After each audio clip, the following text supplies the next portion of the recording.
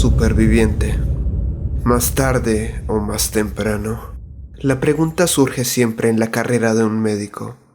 ¿Hasta qué punto puede un paciente soportar un shock traumático? Según las teorías, hay diferentes respuestas. Pero, básicamente, la contestación esencial es otra pregunta. ¿Hasta qué punto el paciente quiere sobrevivir? 26 de enero. Hace 2 días que la tormenta me arrojó a esta playa. Me he estado paseando por la isla toda la mañana. ¿Qué isla? Mide 190 pasos de ancho con 267 pasos de punta a punta. Además, por lo que veo, no hay nada que comer.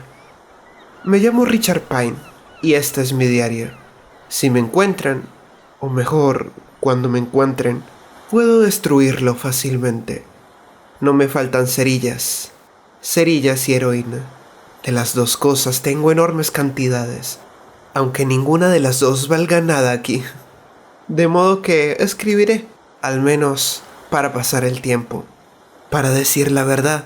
¿Y por qué no? Tengo todo el tiempo del mundo. Debería empezar por aclarar que, cuando nací en Little Italy, el barrio italiano de Nueva York, me llamaron Richard Pinsetti. Mi padre, que era un desgraciado, procedía del viejo mundo. Yo quería ser cirujano. Mi padre se reía a mandíbula batiente, me llamaba chalado y me mandaba a buscar otro vaso de vino. Murió de cáncer a los 46 años. Me alegro. Empecé a jugar fútbol en el instituto. Fui el mejor jugador de la historia local. Jugaba de defensa. Durante los 2 últimos años, recorrí todas las ciudades de los Estados Unidos. Odiaba el fútbol, pero si eres un chaval pobre que vive en una casa barata y quiere ir a la universidad, tu única oportunidad es el deporte. Así que jugué y conseguí una beca para atletas. En la universidad seguí jugando hasta conseguir una beca de estudios completa. Entonces lo dejé. Iba a estudiar medicina. Mi padre murió 6 semanas antes de mi graduación. No me importó. ¿Acaso creéis que me hubiera gustado subir a la tarima para recoger el diploma y ver aquella bola de cebo allí sentada? ¿Les gusta a las gallinas viajar en metro? Además, ingresé en un club estudiantil, no uno de los mejores, con un nombre como Pinsetti, pero después de todo, era un club. ¿Por qué escribo todo esto? Es bastante divertido. No, me rectifico. Es extraordinariamente divertido. El gran Dr. Pine, sentado en una roca en pantalones de pijama y camiseta, en medio de la isla que se puede cruzar con un silibazo, escribiendo la historia de su vida. Tengo hambre. No importa. Escribiré la maldita historia de mi vida si me da la gana. Al menos, así no pensaré en mi estómago. Espero. Cambié mi apellido por el de Pine antes de empezar los estudios de medicina. Mi madre me dijo que le había partido el corazón. ¿De qué corazón estaría hablando? Al día siguiente al del entierro del viejo, le estaba guiñando el ojo al judío de la tienda de la esquina. Para tratarse de alguien que adoraba su nombre de aquella manera, corría como un diablo para cambiarlo por el de Steinbrunner. Todo lo que yo anhelaba en la vida era ser cirujano. Desde los días del colegio. Ya entonces me vendaba las manos antes de empezar un partido y me las lavaba después con agua y jabón. Si quieres ser cirujano, tienes que tener cuidado con las manos. Algunos de mis compañeros me tomaban el pelo y me llamaban mariquita. Nunca llegué a enfrentarme con ninguno de ellos. Ya es bastante peligroso jugar al fútbol. El que realmente llegó a ponerme los nervios de punta fue Howie Plotsky, un estúpido gigantón con la cara llena de cicatrices. Por aquel entonces, yo repartía periódicos y aprovechaba para vender un poco de lotería, lo cual me permitía conocer gente, establecer contactos. No te queda más remedio si quieres sobrevivir. Cualquier imbécil sabe cómo caerse muerto, pero lo realmente difícil es sobrevivir. ¿Comprendéis? Pues eso fue lo que me decidió a pagar a Ricky Brasi, que era el tipo más grande del instituto, para que le partiera la boca a Howie Plotsky. Sí, eso es lo que he dicho. Partirle la boca. Le prometí $1 por cada diente que me trajera. Rico vino con 3 dientes envueltos en papel de periódico. Se dislocó un par de nudillos en el trabajito. Podéis imaginar en qué lío me hubiese metido. En la facultad de medicina, mientras los otros memos se mataban tratando de ganar 1 centavo para llenar el puchero con un poco de carne, no con sobras de quirófano, trabajando como camareros, vendiendo corbatas o limpiando suelos, yo me saqué de la manga un sistema de apuestas y, con unos cuantos trucos que conocía, me ganaba algún que otro dinerillo en las apuestas de caballos, de billar o de lo que fuera. Además, tenía excelentes relaciones con el vecindario y cursé mis estudios sin ningún problema. No me metí en la cuestión de las drogas hasta que empecé mi residencia en un hospital, uno de los más grandes de Nueva York. Al principio, solo fueron recetas en blanco.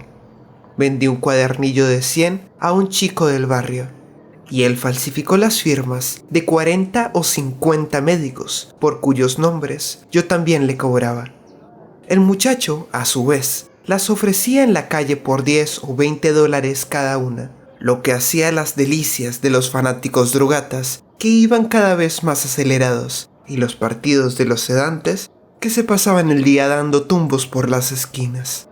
Al poco tiempo de trabajar en el hospital, me di cuenta del desbarajuste que había en la farmacia del mismo. Nadie tenía la menor idea de lo que entraba ni de lo que salía. Había gente que sacaba de allí píldoras a puñados, cosa que yo me guardé muy bien de hacer.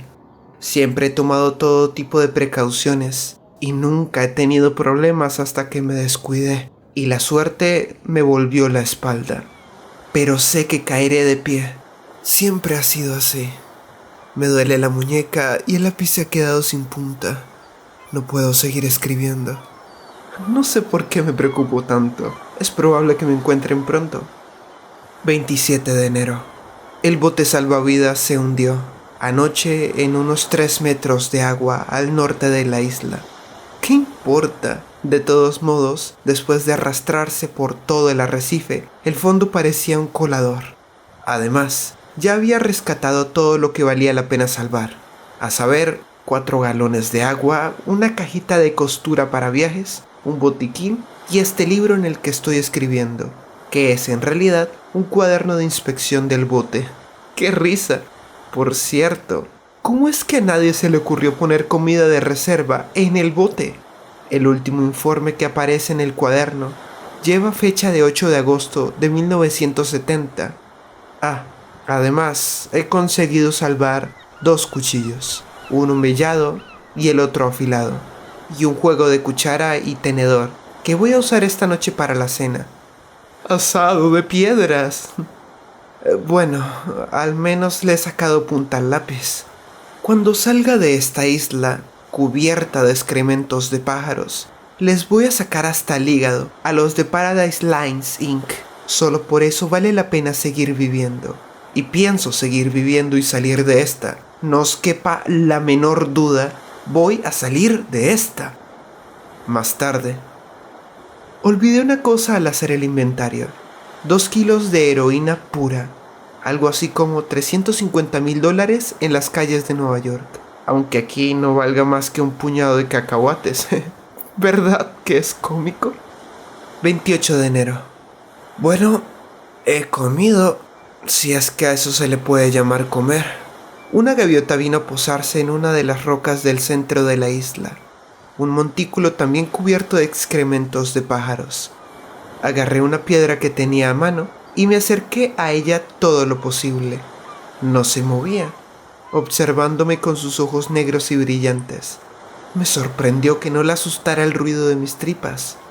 Arrojé la piedra con todas mis fuerzas y le di de lleno. La gaviota lanzó un graznido y trató de volar, pero le había roto el ala derecha. Trepé en su busca, pero se alejó a saltos. La sangre manchaba sus plumas. Me dio bastante trabajo. Metí el pie en un agujero entre 2 rocas y estuve a punto de partirme el tobillo. Finalmente, cuando empezaba a cansarme, logré darle alcance al otro lado de la isla. La gaviota se había metido en el agua y se alejaba. La atrapé por la cola, pero se volvió y me dio un picotazo. Le agarré una de las patas y, con la otra mano, le torcí el cuello. El sonido de las vértebras al romperse me llenó de satisfacción. La cena está servida, caballero. ¿Os acordáis? Me la traje al campamento, pero antes de desplumarla y cortarla a trozos, me limpié la herida con yodo. Los pájaros llevan toda clase de gérmenes y solo me faltaría una infección. La operación de la gaviota fue de perlas, pero qué pena, no había manera de cocinarla. No hay vegetación en la isla, ni maderas a la deriva. Y, por si fuera poco, el bote se ha hundido, así que me la comí cruda. El estómago quiso devolverla inmediatamente, aunque yo estaba de acuerdo con él, no se lo podía permitir. Así que empecé a contar hasta 100 al revés, hasta que pasaron las náuseas. Es un sistema que funciona casi siempre. ¿Os dais cuenta del bicharraco que casi me rompe el tobillo y después me da un picotazo en la mano? Si caso otra gaviota mañana, la torturaré. A esta la he dejado escapar sin castigo. Mientras escribo, veo su cabeza cortada en la arena. Sus ojillos negros, aún velados por la muerte, parecen mirarme. ¿Tienen cerebro las gaviotas? ¿Son comestibles? 29 de enero. Hoy no hay comida. Una gaviota aterrizó en el macizo, pero voló antes de que me aproximara lo suficiente para hacerle un pase. Me estoy dejando la barba. Pica como un demonio. Si la gaviota vuelve y consigo darle caza, le sacaré los ojos antes de matarla. Creo haber dicho ya que era un cirujano de primera. Me expulsaron. Realmente ridículo. Todos los médicos hacen lo mismo. Y luego se ponen tan estirados cuando le atrapan a uno. Peor para ti. Yo ya tengo mi parte. El segundo juramento de Hipócrates y de Hipócritas. Había acumulado ya bastante de mis correrías como interno y como residente. Se supone que, de acuerdo con el juramento de Hipócrates, eres un funcionario y un caballero. Pero nadie cree tal cosa. Tenía lo necesario para abrir mi consulta privada en Park Avenue. Lo necesitaba. No tenía un papá rico ni un protector con influencias, como muchos de mis colegas. Cuando me instalé, mi padre llevaba 9 años criando malvas. Mi madre murió un año antes de que me revocaran la licencia. Pasó lo siguiente. Yo tenía un trato con media docena de farmacéuticos del East Side, además de un par de laboratorios y al menos otros 20 médicos. Los pacientes iban y venían de uno a otro. Yo operaba y después prescribía los medicamentos postoperatorios adecuados. No todas las operaciones eran necesarias, pero nunca actué contra la voluntad del paciente. Y jamás sucedió que un paciente le echara un vistazo a la receta y me dijera que no quería aquello. Escuchadme, hay gente a la que se le hizo una histerectomía en 1965 o una tiroides parcial en 1970 y que seguirían engullendo pastillas si el médico se lo permitiera. Y era lo que hacía algunas veces. Además, yo no era el único. Si podían pagarse el vicio, ¿por qué no? Cuando no era un paciente que padecía de insomnio después de alguna operación, era alguien que quería adelgazar o quería Librium. Todo tenía arreglo. ¡Ja! Sí. De no haber sido yo, hubiera sido cualquier otro. Hasta que los de sanidad fueron a ver a Lowenthal. Ese gallina. Le asustaron diciéndole que le iban a echar 5 años. Y el tipo cantó media docena de nombres, uno de los cuales era el mío. A mí me estuvieron observando durante bastante tiempo. Y, en realidad, cuando me echaron el guante, 5 años eran pocos para mí. Por ejemplo, no había dejado del todo lo de las recetas en blanco. Algo muy divertido, pero que no necesitaba en absoluto. Lo seguía haciendo por costumbre. Además, a nadie le amarga un dulce. El caso es que yo conocía a mucha gente. Probé con algunos y arrojé un par de individuos a los leones. Nadie que me gustara. Sin embargo, todos auténticos cerdos. ¡Oh, Dios! Tengo hambre. 30 de enero. Hoy No hay gaviotas, lo que me recuerda a los letreros de las tiendas de comestibles de barrio. Hoy no hay tomates. Me metí en el agua hasta la cintura, con un cuchillo afilado en la mano. Permanecí inmóvil durante casi 4 horas, mientras el sol caía de pleno sobre mis espaldas. Creí desmayarme un par de veces, pero conté hasta 100 al revés, hasta que desapareció la sensación. No vi un solo pez, ni uno. 31 de enero. Hoy he matado otra gaviota tal como lo hice con la primera. Tenía demasiada hambre para torturarla como me había prometido a mí mismo, así que la abrí y me la comí. Vacié las tripas y me las comí también. Es extraño ver cómo se recobra la vitalidad. Empezaba a preocuparme. Tendido a la sombra del montículo central, creí oír voces. Mi padre, mi madre, mi esposa de la que me divorcié. Y lo peor de todo, la voz del chino que me vendió la heroína en Saigón ceseaba probablemente a causa de un paladar hendido. Vamos, me decía la voz desde lo alto. Vamos, esnifa un poco. Te olvidarás del hambre. Es tan buena. Pero nunca tomé drogas, ni siquiera para dormir. Lowendal se suicidó. Él muy gallina. ¿No os lo había dicho? Se colgó en el que había sido su consultorio. Desde mi punto de vista, hizo un favor al mundo. Yo quería recuperar mi título. Algunos de los tipos con los que hablé me dijeron que no era imposible, pero costaba mucho dinero, más del que podía imaginar. Yo tenía $40,000 en una caja de seguridad y decidí arriesgarme para doblar o triplicar la cantidad. Me fui a ver a Ronnie Hanley, compañero mío de equipo en los años de la universidad, a cuyo hermano menor había conseguido una residencia en un hospital cuando resolvió estudiar medicina. Ronnie estudiaba Derecho. ¿Verdad que es gracioso? En el barrio se le conocía con el apodo de Ronnie el árbitro, porque se metía en todos los juegos y, sin que nadie se lo pidiera, empezaba a pitar faltas a todo el mundo. Si no te gustaba, tenías 2 opciones: callarte la boca o tragarte unos cuantos dientes. Los puertorriqueños lo llamaban Ronnie Whoop o algo así. A él le hacía gracia Ronnie. Ronnie estudió Derecho, pasó los exámenes sin problemas y abrió un bufete en su propio barrio, justo encima del bar La Pecera. Aún le veo pasar por allí cuando cierro los ojos, con su gran Continental blanco. Era el usurero más grande de toda Nueva York, un tiburón. Sabía que Ronnie tendría algo para mí. Es peligroso, dijo, pero tú sabes cuidarte. Y si traes la mercancía, te presentaré un par de individuos. Uno de ellos es funcionario del Estado. Me dio 2 nombres, el de Henry Lee Tzu, el chino, y el de Solom Go, un químico vietnamita. El vietnamita probaba la heroína del chino a cambio de dinero. El chino era conocido por sus bromas. Por ejemplo, llenaba las bolsitas de plástico con talco, detergente o almidón. Ronnie decía que un día una de aquellas bromas le iba a costar la vida. 1 de febrero. He visto un avión. Pasó de largo sobre la isla. Intenté subir al montículo central para llamar su atención y metí el pie en el mismo agujero del día en que cacé la primera gaviota. Me rompí el tobillo. Fractura compuesta. Fue como un disparo. El dolor era insoportable.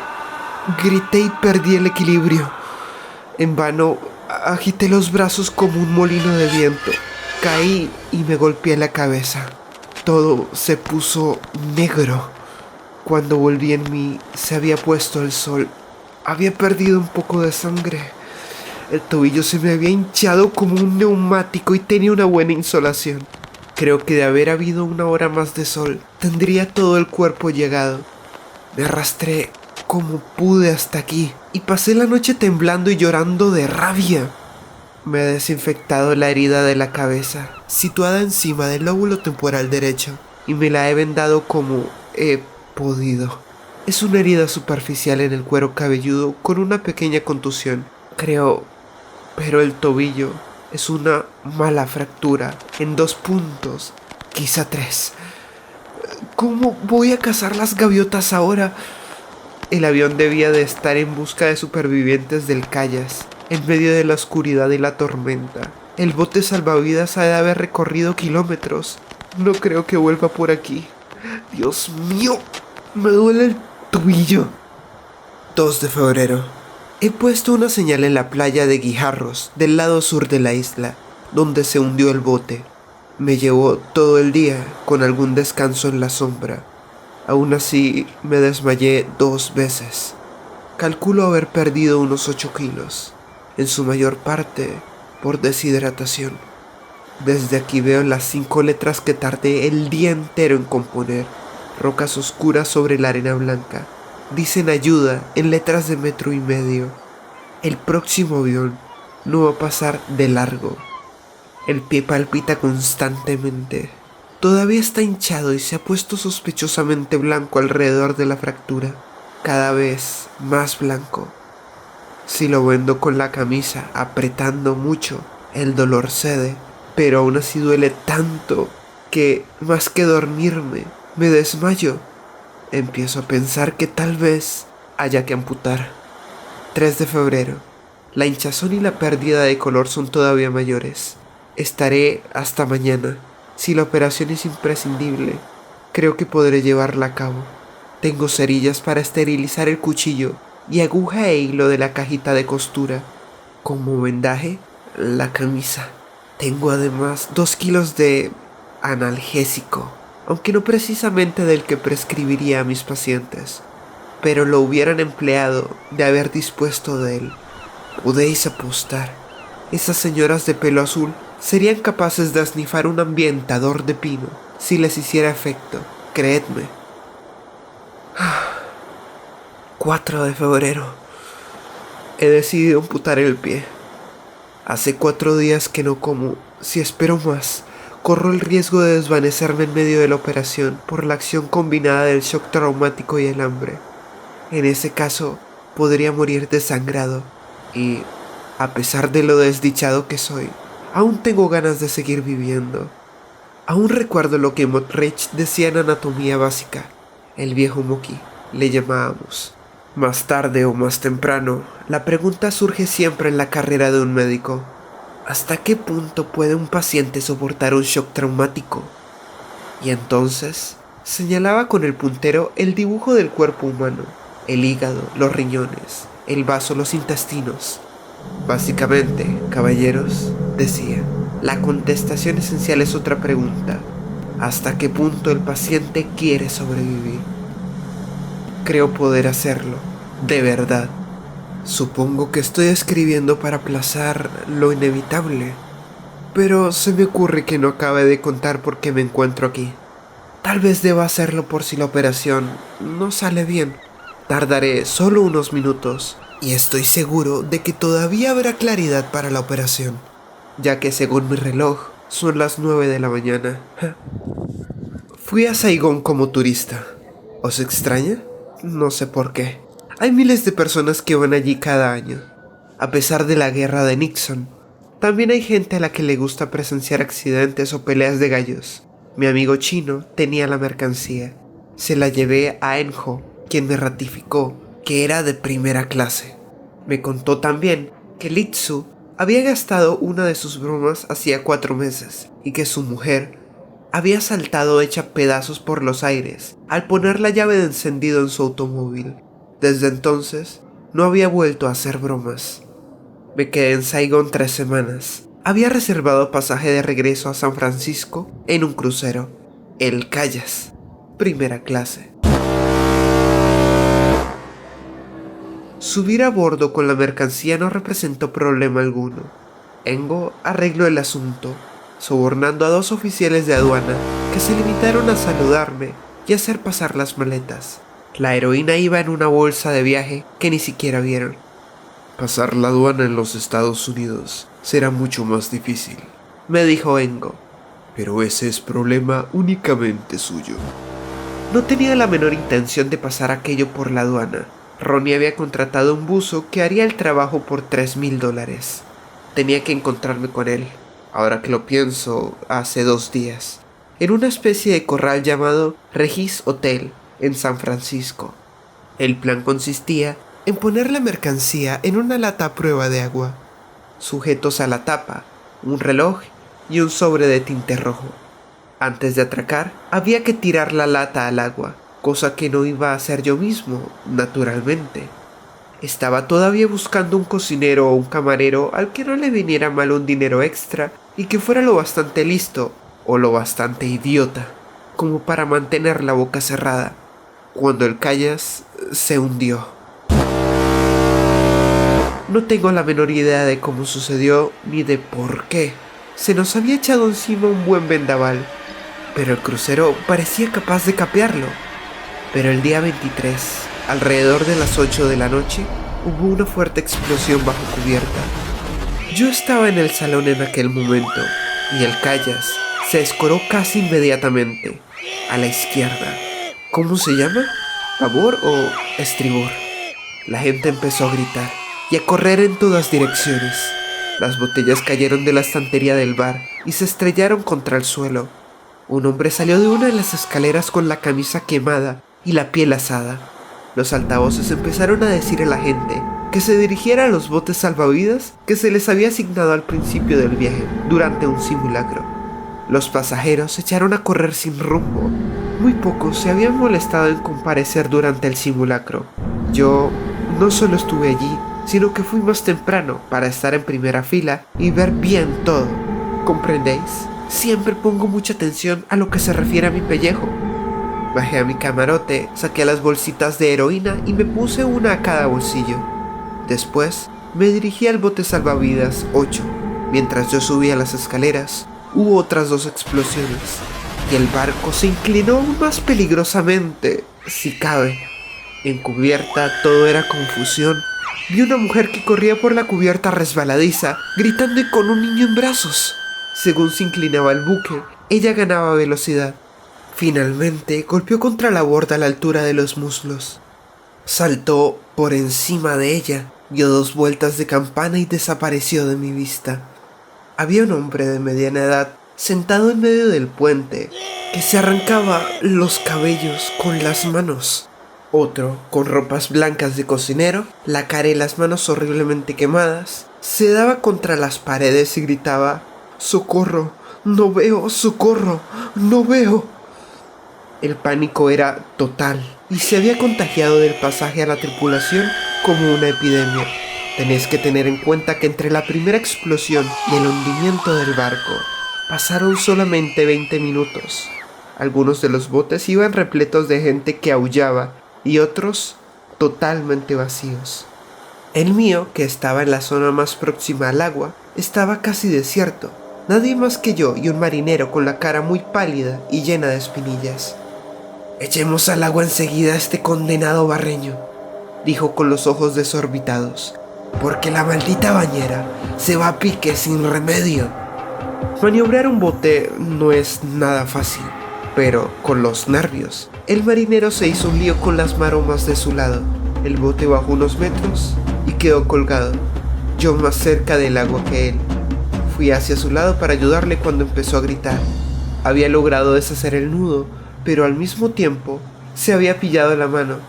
La soga se deslizó sobre la palma, dejándosela en carne viva. Finalmente salió despedido de la embarcación. Acabé de deshacer el lío y libré el bote, que bajó al agua. Empecé a remar como un condenado. Remar era algo que siempre había hecho por placer en las casas de verano de mis amigos, pero ahora, por primera vez, lo hacía para salvar mi vida. Si no me alejaba del Callas antes de que se hundiera, me arrastraría con él. 5 minutos más tarde, se hundió. No escapé del todo a la succión. Tuve que remar desesperadamente, solo para permanecer en el mismo lugar. Se hundió muy deprisa. Todavía había gente aferrada a la borda, gritando.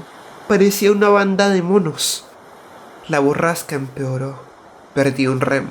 Pasé la noche en una especie de pesadilla, achicando agua del bote primero y maniobrando con el único remo que me quedaba después para mantener la proa contra el oleaje. Antes del amanecer del 24, las olas empezaron a empujarme por la popa. El bote adquirió una cierta velocidad, lo cual es aterrador, pero al mismo tiempo constituye un alivio. De pronto, los tablones fueron arrancados de debajo de mis pies, pero el bote no se hundió. Había encallado a este montón de piedras olvidado del mundo. Ni siquiera sé dónde estoy. No tengo la menor idea.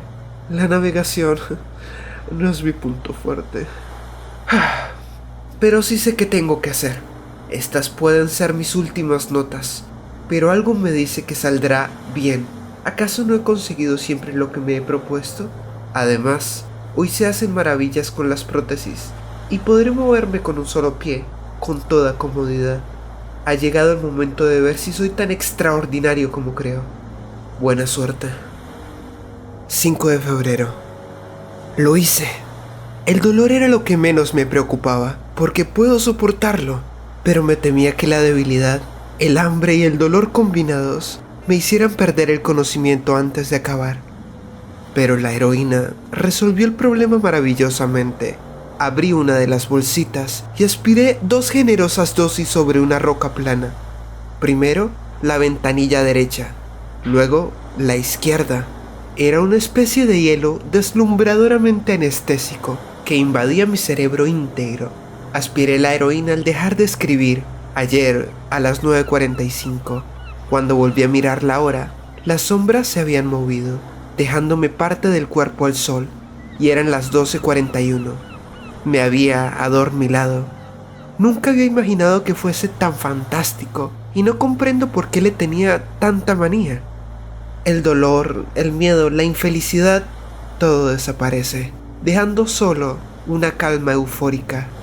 Operé en esas condiciones. Como era de esperar, sentí un dolor agudísimo, especialmente en la primera parte de la operación, pero el dolor parecía desconectado de mí, como si fuera de otro. Me molestaba, pero me resultaba extraordinariamente interesante. ¿Podéis entender lo que digo? Si alguna vez habéis empleado un calmante con una fuerte base de morfina, sabéis de qué hablo. Hace algo más que mitigar el dolor. Induce un estado mental, una cierta serenidad. Entiendo por qué la gente se queda colgada, aunque esa sea una palabra horrorosamente fuerte y que usa, en general, la gente que nunca lo ha probado. A media operación, el dolor empezó a ser algo más personal. Oleadas de desfallecimiento me acometían. Miré con ansia la bolsita de heroína, pero me obligué a apartar la vista. Si volvía a adormilarme, moriría desangrado con la misma seguridad que si me desmayara. Conté hasta 100 al revés. La pérdida de sangre era el factor más crítico. Como cirujano, era vitalmente consciente de ello. No debía perder una gota más que lo imprescindible. Si un paciente sufre una hemorragia durante una operación en un hospital, se le puede suministrar sangre. Yo carecía de esos medios. Todo lo que se había perdido, la arena debajo de mi pie ya estaba negra. Estaba perdido hasta que mi propia fábrica lo repusiera. No tenía homeostáticos, ni hilo de sutura, ni grapas. Empecé la operación exactamente a las 12:45. Acabé a la 1:50. E inmediatamente me atonté con la heroína, una dosis mayor que la anterior. Me dormí en un mundo gris, indoloro, y permanecí así hasta alrededor de las 5.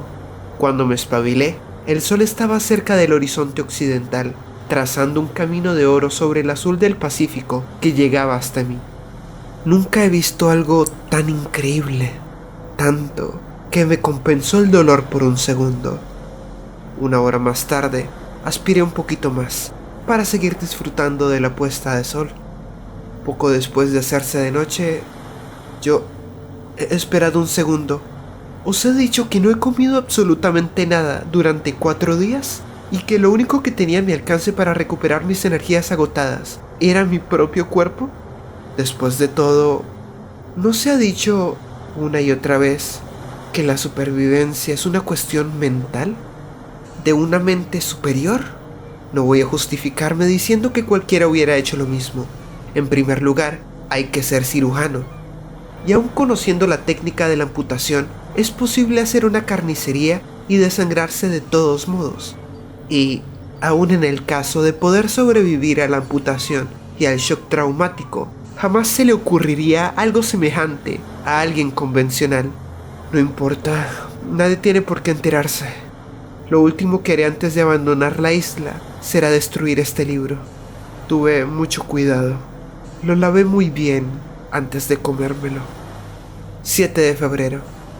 El dolor del muñón es intensísimo, en ocasiones realmente intolerable. Pero creo que el escozor profundo del proceso de cicatrización es todavía mucho peor.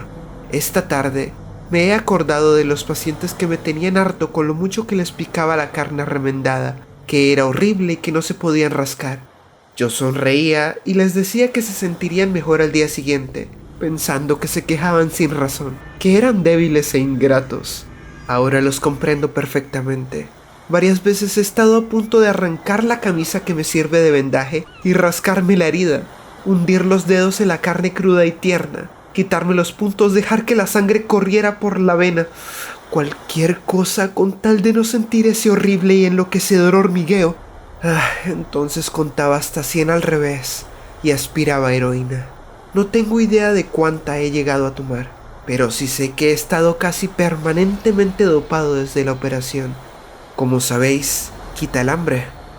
Ni siquiera sé si tengo hambre. Siento algo extraño, fantasmal en la barriga. Eso es todo. Por otra parte, puedo ignorarla con toda facilidad y, sin embargo, sé que no debo hacerlo, ya que la heroína no tiene un valor calórico fácilmente calculable, de manera que me he puesto a prueba para medir mi energía, arrastrándome de aquí para allá, y es agotador. Dios mío, espero que no, pero temo que sea necesaria una nueva operación.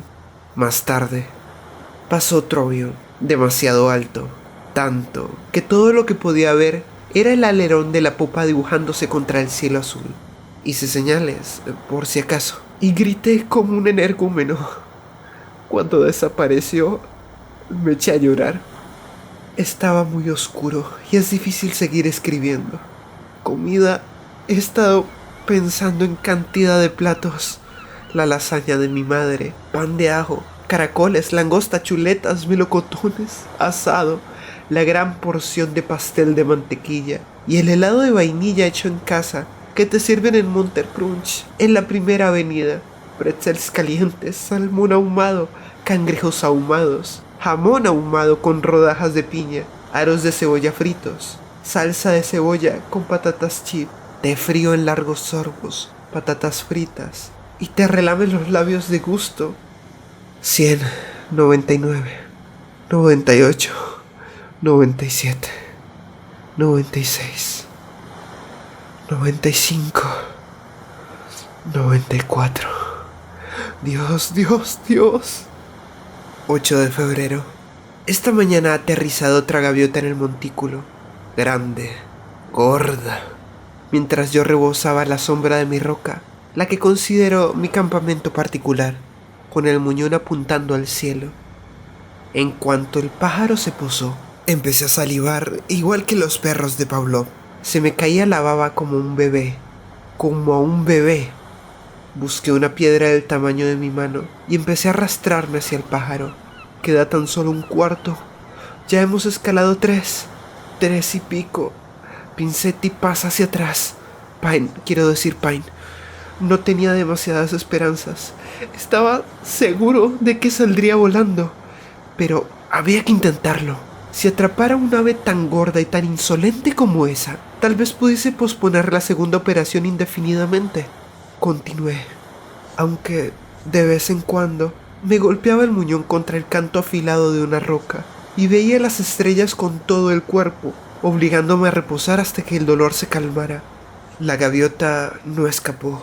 Daba saltitos de aquí para allá, con el pecho hinchado, como un general pasando revista a las tropas. De vez en cuando me miraba con sus ojos pequeños, negros y malignos, y no me quedaba más remedio que quedarme inmóvil, como una piedra, y contar hasta 100, a la espera de que volviera a moverse. Cada vez que agitaba las alas, el hielo me invadía el estómago, mas no dejaba de salivar. Se me caía la baba como a un niño. No sé cuánto tiempo estuve al acecho. ¿1 hora? ¿2? Cuanto más me acercaba, más fuerte me latía el corazón y más apetecible parecía la gaviota. Daba la impresión de estar burlándose de mí y empecé a temer que, antes de que la tuviese a mi alcance, echara a volar. Me temblaban las piernas y los brazos. Tenía la boca seca. El muñón, por su parte, me daba unas punzadas asesinas. Ahora pienso que debo haber sentido también dolores de abstinencia. ¿Tan pronto? No he tomado heroína más que 1 semana. No importa, la necesito. Y hay muchísima.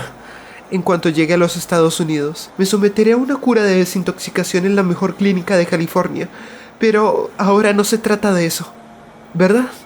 Cuando la tuve al alcance, no quise arrojar la piedra. Estaba irracionalmente seguro de que erraría, probablemente por unos pocos centímetros. Tenía que acercarme, así que seguí arrastrándome, con la cabeza alta, el sudor cayendo a chorros por mi cuerpo maltrecho de espantapájaros. Por cierto, creo que se me están pudriendo los dientes. ¿Lo he dicho ya? Si fuera supersticioso, diría que es porque comí... pero no debe de ser esa la razón, ¿verdad? Me detuve otra vez. Estaba mucho más cerca de esta gaviota que de cualquiera de las anteriores. Y no conseguí obligarme a tirar la piedra. La agarré con toda mi palma hasta que me dolieron los dedos. Pero ni siquiera así pude hacerlo, porque sabía perfectamente lo que no dar en el blanco significaba. No me importa emplear toda la mercancía. Les voy a poner un pleito que se van a acordar toda la vida. Viviré como un rey durante el resto de mi vida. Mi larga vida. Estoy convencido de que hubiera escalado hasta poder tomarla con la mano. Si finalmente no hubiera levantado el vuelo, la hubiera estrangulado. Pero extendió las alas y echó a volar. La insulté. Me hinqué de rodillas y le lancé la piedra con las pocas fuerzas que me quedaban. ¡Le di! El pájaro soltó un graznido y cayó al otro lado del montículo, entre risas y temblores. Sin preocuparme por los golpes en el muñón, ni por si se me abría la herida, llegué a la cima y empecé a descender por la otra vertiente. Perdí el equilibrio y me di en el suelo con la cabeza. En aquel momento ni siquiera lo advertí, aunque tengo un magnífico chichón como recuerdo. Solo podía pensar en la gaviota y en cómo le había dado. Suerte fantástica, aún volando, le había dado. La gaviota se arrastró hasta la playa, el ala rota, el cuerpo ensangrentado. Me arrastré tras ella todo lo rápido que me era posible, pero ella era más veloz. Una carrera de lisiados. Podía haberla capturado, ya estaba muy cerca. De no haber sido por mis manos. Tengo que cuidar mis manos. Puedo volver a necesitarlas. A pesar del cuidado, tenía las palmas llenas de tajos cuando por fin llegamos a la playa. Por si fuera poco, golpeé mi reloj contra una roca y saltó hecho añicos. La gaviota entró en el mar cojeando, graznando como una endemoniada. La atrapé, pero solo me quedó un puñado de tristes plumas. Entonces me caí, tragué agua, tosiendo y atragantándome, pero seguí arrastrándome y hasta traté de nadar tras ella. La venda del muñón acabó por caerse en el agua. Empecé a hundirme y no tuve más remedio que regresar a la arena. No sé cómo, pero salí del agua, temblando, exhausto, encogido de dolor, llorando, gritando, maldiciendo a la gaviota. Todavía estaba a la vista, allá, lejos, cada vez más lejos. Creo recordar que en un momento le rogué que volviera. Eso sí, cuando salió al arrecife, juraría que estaba muerta. No es justo. Me llevó casi 1 hora arrastrarme hasta el campamento. He tomado mucha heroína, pero aún así continúo enfadado con la gaviota. Si no iba a dejarse cazar, ¿para qué burlarse así de mí? ¿Por qué diablos esperó tanto? 9 de febrero. Me he amputado el pie izquierdo y lo he vendado con mis pantalones. Extraño. Durante toda la operación se me cayó la baba. Se me cayó la baba. Como cuando descubrí la gaviota. Se me caía la baba sin parar. Pero me obligué a esperar hasta la noche. Conté hasta 100 al revés. 20 o 30 veces. Entonces tenía que repetirme: roast beef frío, roast beef frío, roast beef frío. 11 de febrero. Ha llovido durante 2 días, con mucho viento. Cambié algunas rocas de lugar, hice una especie de escondrillo con ellas y me guarecí allí adentro todo el tiempo. Sorprendí una pequeña rana, la tomé con los dedos antes de que escapara y me la metí a la boca. Muy buena, muy gustosa. Empecé a temer que las rocas que tenía encima de la cabeza se me vinieran abajo y me sepultaran. No importaba, me pasé toda la tormenta muy dopado. Tal vez había llovido 3 días y no 2, o solo uno. Aunque creo recordar que oscureció en 2 ocasiones. Me encanta dormir. No siento ni el dolor ni el picor. Sé que voy a sobrevivir. No puede ser que tenga uno que pasar por todo esto. Para nada. Había un cura en la Sagrada Familia cuando yo era niño. Un enano que adoraba hablar del infierno y del pecado mortal. Les tenía verdadero cariño. No había retorno del pecado mortal. Ese era su punto de vista. Me pasé la noche soñando con él, el padre Hailey, con su sotana y su nariz de whisky, sacudiéndose el dedo y diciendo: «¡Qué vergüenza, Richard Pinsetti! Un pecado mortal, condenado al infierno». Me reía de él. Si esto no es infierno, ¿qué es? El único pecado mortal es darse por vencido. La mitad del tiempo lo paso delirando. El resto me pican los muñones. La humedad hace que me duelan todavía más. Pero no voy a ceder. No me voy a dar por vencido. No pasaré por todo esto. Por nada. 12 de febrero. Hace un día magnífico y el sol brilla otra vez en todo su esplendor. Espero que se estén helando en Nueva York. Es un buen día, en la medida de lo posible. La fiebre parece haber bajado. Estaba débil y temblaba cuando salí de mi madriguera, pero después de 2 o 3 horas al sol, vuelvo a sentirme casi humano otra vez. Me arrastré hasta el sur de la isla y encontré varios trozos de madera arrojados por la tormenta, además de varios tablones de mi propio bote. Había kelpo y algas en uno de los tablones, y me lo comí todo. Me dieron ganas de vomitar.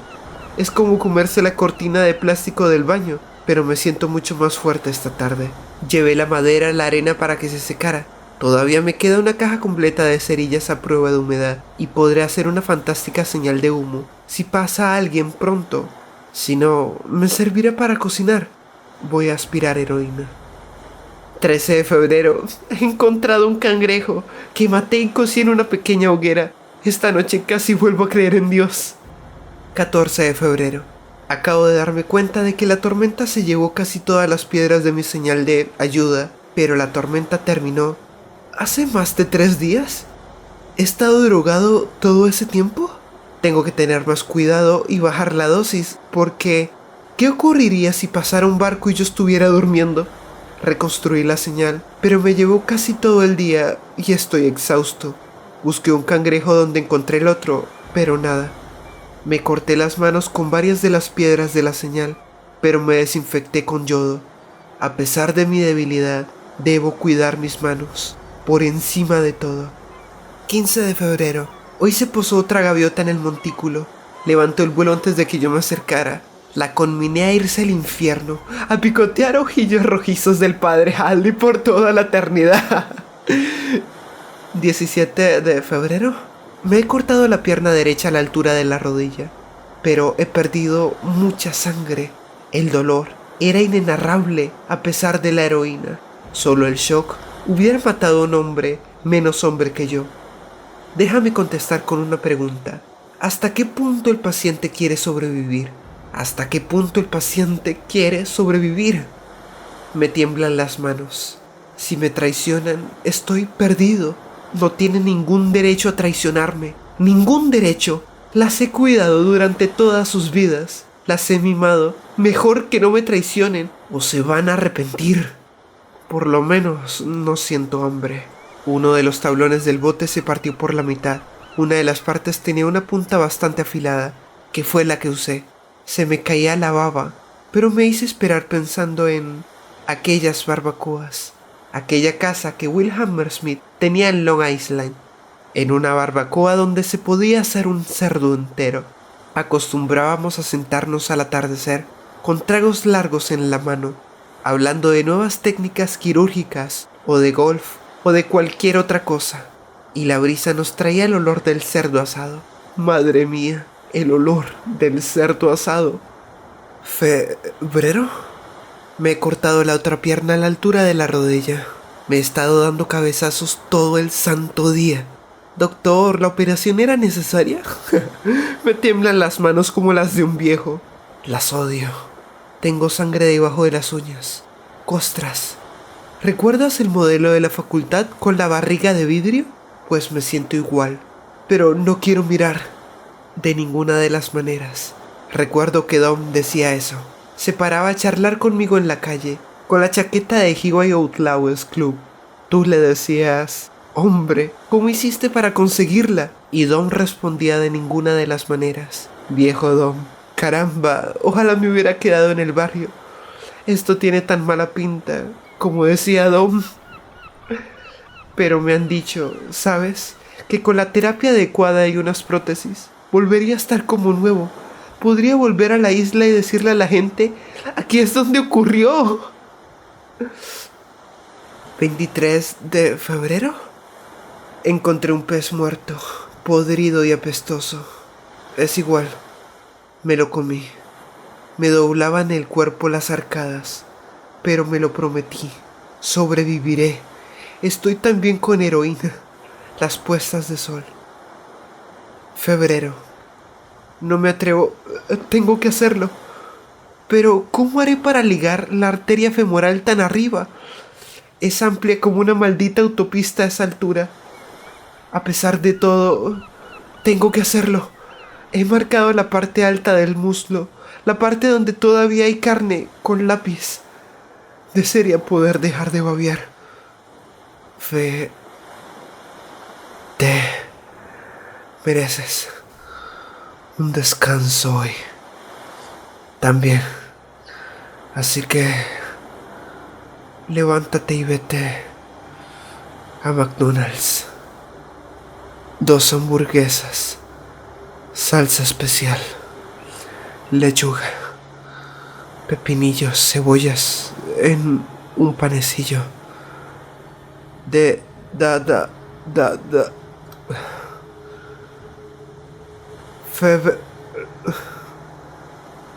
Hoy me he visto la cara en el agua.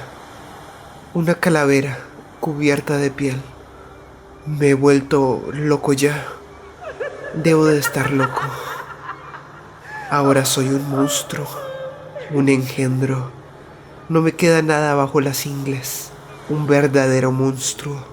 Una cabeza atada a un torso que se arrastra por los codos en la arena. Un cangrejo dopado. Tú, soy un pobre cangrejo dopado, dame una moneda. Dicen que de lo que se come se cría, así que todavía soy el mismo. Querido Dios. Shock traumático, shock traumático, shock traumático. No existe nada que se parezca a un shock traumático. 40 febrero. He soñado con mi padre. Cuando se emborrachaba, olvidaba el inglés. No es que tuviera nada interesante que decir de todos modos. Condenado cerdo. Me alegré tanto de irme de su casa. Papito, condenado cerdo. Chapucero. Nada, no vales nada. Nada, cero. Sabía que lo lograría. Me alejé de ti, ¿verdad? Me fui andando sobre las manos, pero ya no puedo cortar nada más con ellas. Ayer me corté las orejas. La mano izquierda. Lava la derecha. No dejes que tu mano izquierda sepa lo que hace la derecha. Pito colorito. ¿Dónde vas tú, tan bonito? ¿Qué importa? Una mano u otra. Buena comida. Buena carne. Buen Dios. Comamos. Pies de cerdo. Saben igual que manos de cerdo.